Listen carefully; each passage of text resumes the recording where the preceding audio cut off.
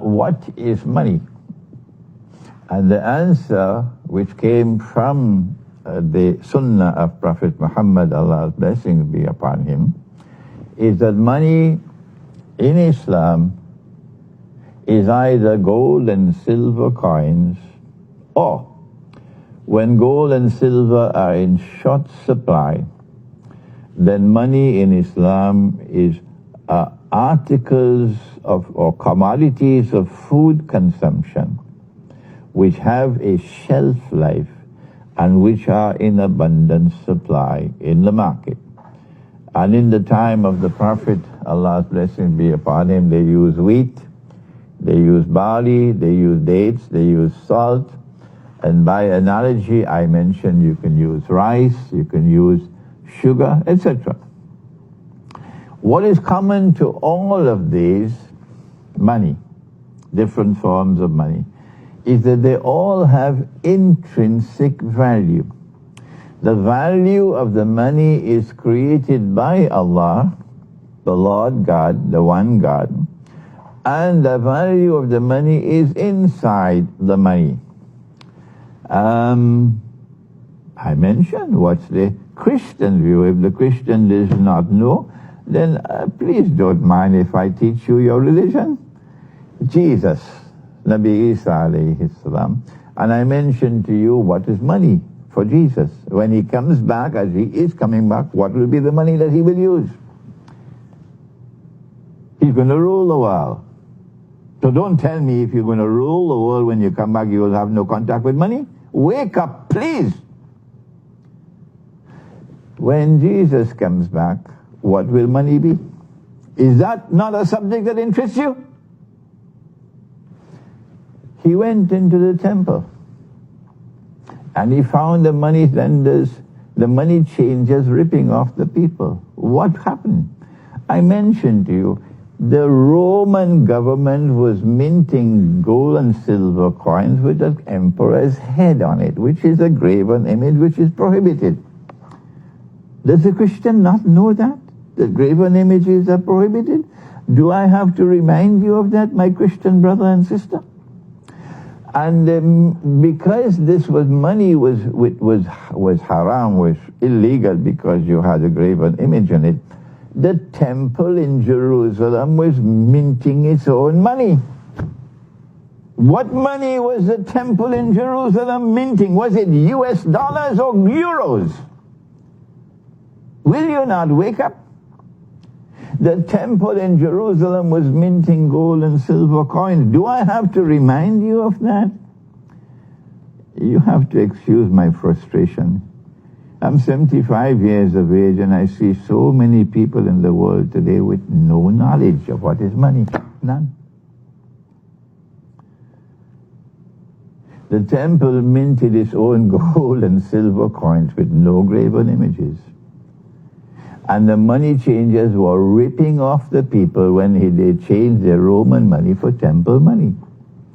So money in Christianity, money that Jesus recognized, that money that Jesus used, was gold and silver coins. This is money. And in the last lecture we pointed out that this money always has intrinsic value.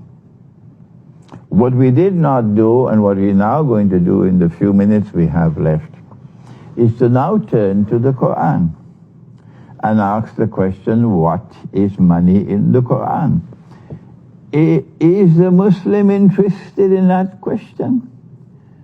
I speak to my Muslim brothers and sisters, and I ask you, are you interested in getting the answer? If you say you are a people who follow Quran and Sunnah, that you are following the religion, well then am I allowed to tell you what is money in the Quran? Will you listen to me? Please forgive me. I am frustrated because mine has been a voice crying in the wilderness for 20 years now.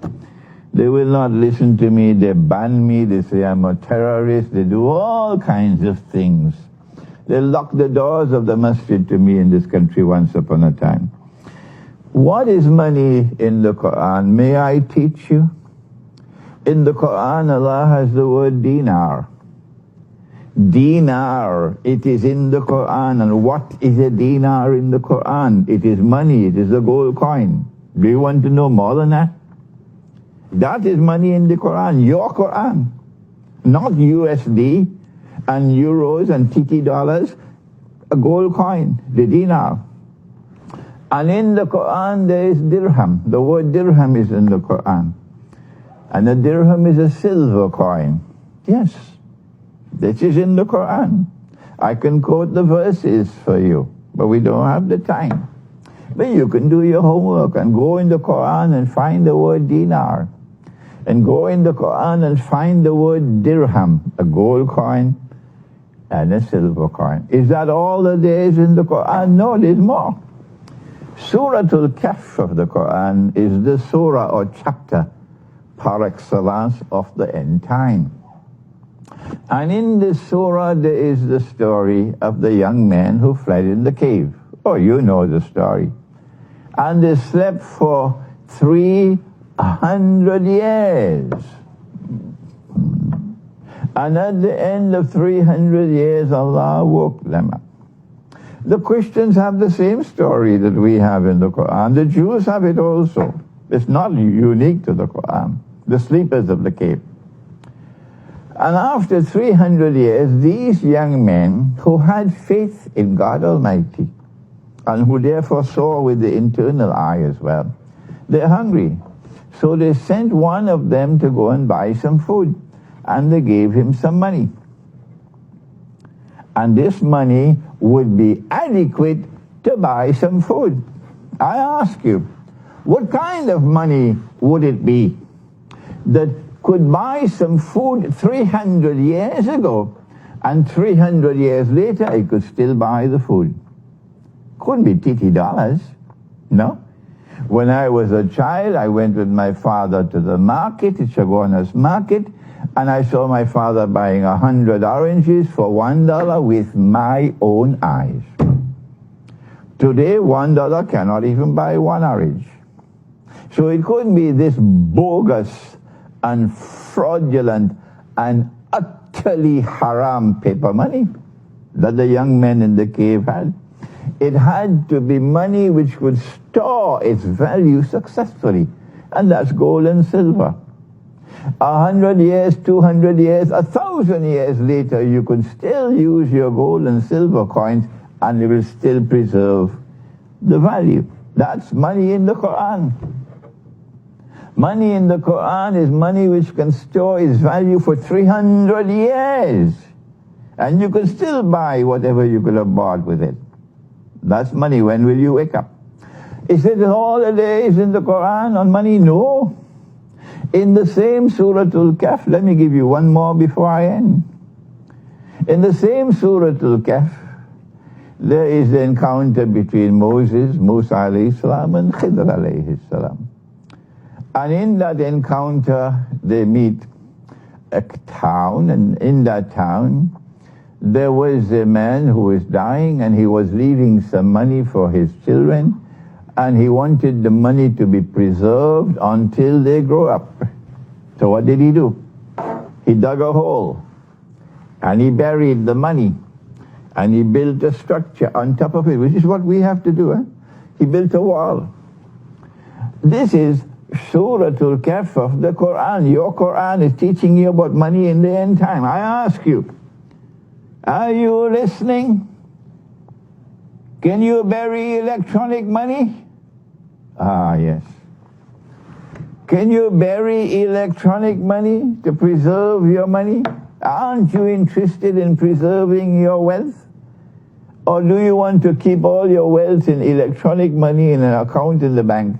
And when the bank wants, it can freeze your account, as Argentina did for every single bank account in the country. Or they can take money out of your account without your permission, as they did in Cyprus, as they did in Serbia. I don't know how many other places they did it. So no, you can't bury electronic money unless you have peanuts in your head. Can you bury paper money? If you bury paper money, it will rot. And if it doesn't rot, when you buried it, you could buy a camel, and when you take it out, you can't even buy a chicken. Huh? Is that money? No. So 3-4 times in the Quran, already 4 times in the Quran, we're being taught what is money. Money is money which you can bury, and for many, many years it will preserve its value. I pray that Allah may bless those who now study the subject of what is money in their scriptures, in the Vedas, in the Upanishads, in the Bible, in the Quran. And now wake up and let us come together as Christians, as Muslims, as Jews, all people who worship one God. And the end time would see drought and famine. And therefore the emphasis in the end time should be on food security rather than security of money. That's the question. It was posed by one of my students right here in Trinidad. And my answer to her was that yes, you are right, that in the end time there is going to be a very, very big problem of food security. There will be famine in the end time. The Prophet said, Allah's blessings be upon him, that Dajjal will cause 1/3 of the rain to stop falling 1 year. And 1/3 of the food which was produced would not be produced. And then in the second year, which is a second period of time, he stopped 2/3 of the rain from falling, which is why they have chemtrails in the sky. The aeroplanes, you know, with the chemtrails, to bring about weather change, so that rain will not fall. They say they're doing that for rain to fall. They're doing that to stop rain from falling, to control the climate. And then 2/3 of the crops will not grow. And in the end, in the last one, said the Prophet, no rain will fall, and then nothing will grow.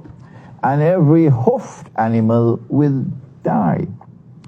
So there's going to be famine, and it is not going to be by accident, it's going to be by design.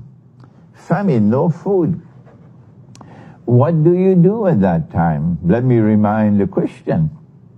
Let me remind my Christian brother that when Jesus prayed and said, give us this day our daily bread, this is what he was talking about most of all.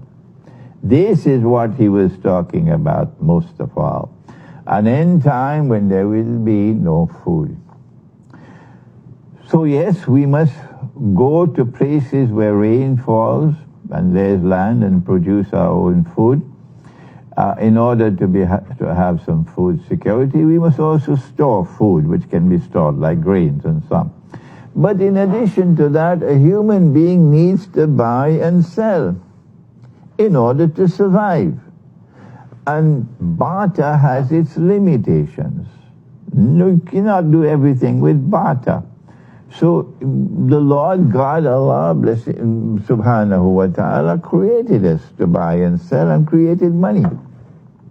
And so we need to have money. And if we do not have gold and silver coins, there are commodities of food consumption which can be used as money. You can use rice as money. So we must prepare ourselves for what is now happening in the world of money, in which all of mankind is being sucked into an electronic monetary system, which is a financial Guantanamo. Then came the question of, well, if I buy gold, should I buy it as coins, or can I buy it as bullion, as gold bars?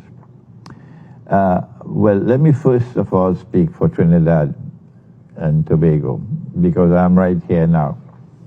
And I would like to suggest that the Christians and the Muslims and the Hindus of Trinidad should come together, their leaders should come together and form an alliance and a common position where we will get the machinery, we will buy the raw gold, and we buy the raw silver, and we would mint free of charge.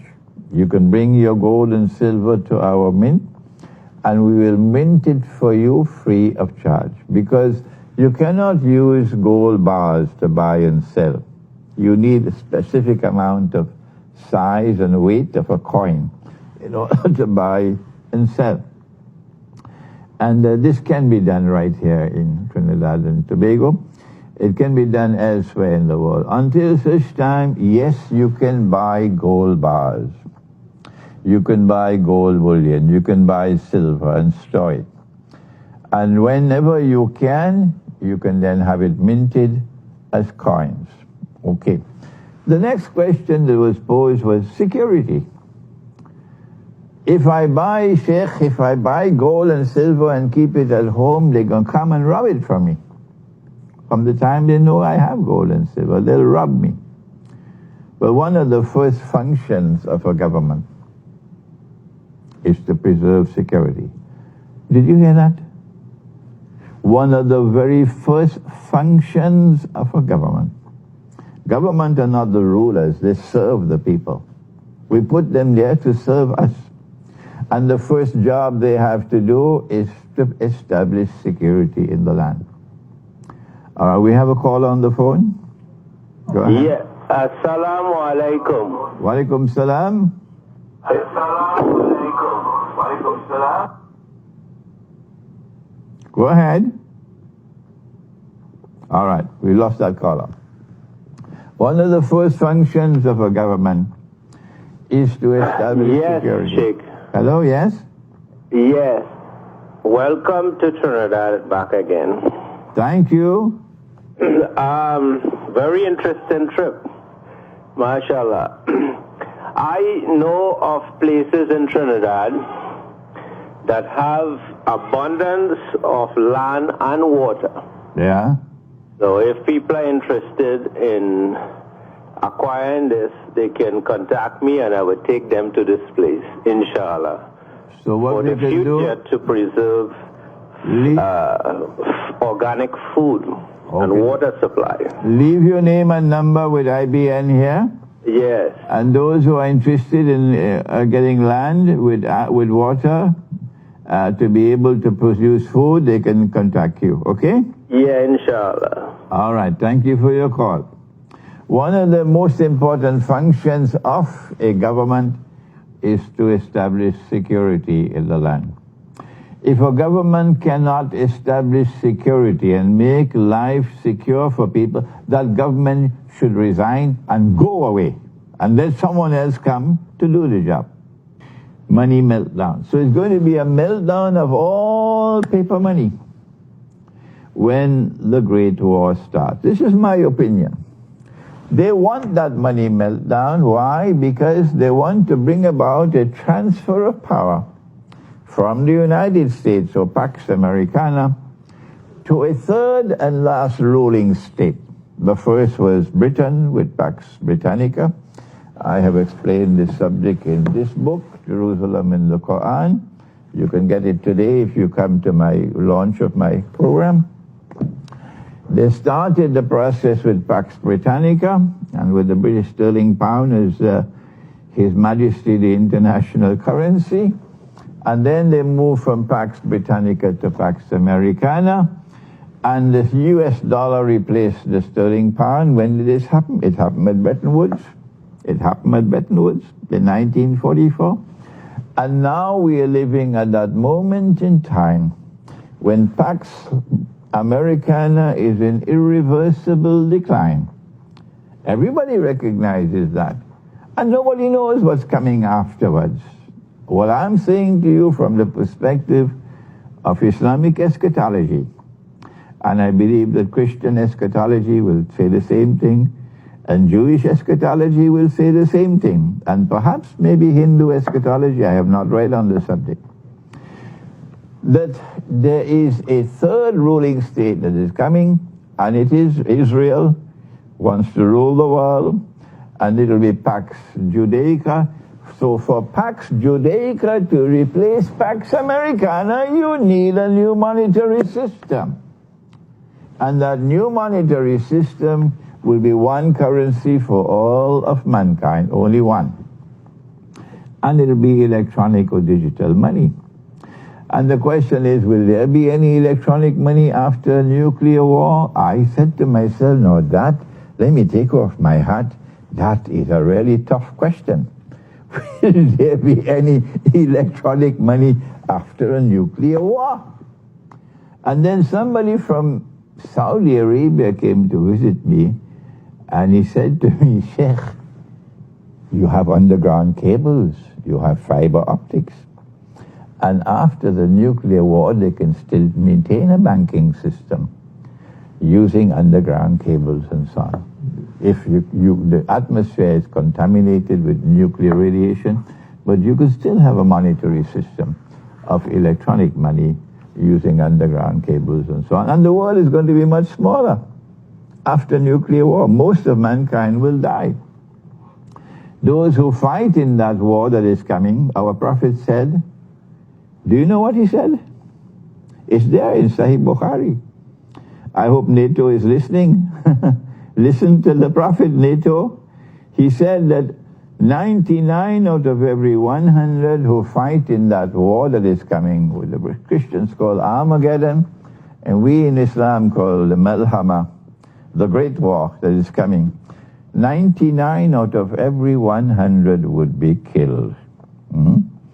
So my answer to you is, yes, I believe that after the Great War you will still have an electronic monetary system, but we must try our best not to be sucked into that financial and monetary Guantanamo. No, we must try as best as we can to keep our money out of the banking system.